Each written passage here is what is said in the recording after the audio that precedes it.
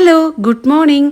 ഞാനിന്ന് വീഡിയോ എടുത്തപ്പോൾ ഒരു അബദ്ധം പറ്റിപ്പോയി. നമ്മൾ വ്ളോഗ് എടുക്കുന്ന രീതിയിൽ ചരിച്ച് വെച്ച് വീഡിയോ എടുത്ത് കളഞ്ഞ് പിന്നെ എഡിറ്റ് ചെയ്യുന്നേരം ഓർത്ത് അയ്യോ ഷോർട്സ് ആയിട്ടായിരുന്നല്ലോ ഇടണ്ടേന്ന്. പിന്നെ എഡിറ്റ് ചെയ്തപ്പോൾ ഇങ്ങനെയൊക്കെ എഡിറ്റ് ചെയ്യേണ്ട വന്നു. എന്തായാലും നമ്മുടെ ലഞ്ച് ബോക്സ് നോക്കാം.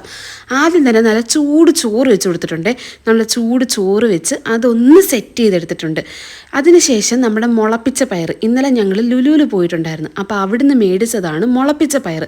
അപ്പോൾ അത് ആ മുളപ്പിച്ച പയർ അതാണെങ്കിൽ തോരൻ പോലെ വെച്ചിട്ട് അത് കുറച്ച് വെച്ച് കൊടുത്തിട്ടുണ്ട്. ഈ മുളപ്പിച്ച പയറൊക്കെ നമുക്ക് കുഞ്ഞുങ്ങൾക്ക് നല്ലതാണല്ലോ, അതുകൊണ്ടാണ് അങ്ങനെ മേടിച്ചത്. അതിനുശേഷം പിന്നെ നമ്മൾ ലുലുവിൽ തന്നെ മേടിച്ചാണ് നമ്മുടെ മട്ടൻ്റെ ലിവർ. അതും നല്ല പോലെ ഒന്ന് ഫ്രൈ ചെയ്തെടുത്തിട്ടുണ്ട്. അപ്പോൾ അതൊക്കെയാണ് നമ്മുടെ ഇന്നത്തെ കറികൾ.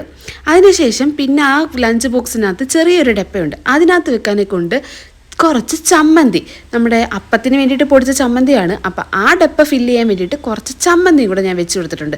പിന്നെ കറിയായിട്ട് നമ്മളിന്ന് കൊടുത്തു വിടുന്നത് മോര് കറിയാണേ. എൻ്റെ രാജകുമാരിത്തെ രാവിലെ ഉണ്ട് ഇന്നും മോളെ കറിയായിട്ട് എന്ത് വേണമെന്ന് ചോദിച്ചാൽ അവൾ പറയും, ഉമ്മി എനിക്ക് വേറൊന്നും വേണ്ട, എനിക്ക് മോര് കറി മാത്രം മതി, മോര് കറിയും ചോറും മാത്രം മതിയെന്ന്. അങ്ങനെ കുറച്ച് മോര് കറി വെച്ചിട്ടുണ്ട്.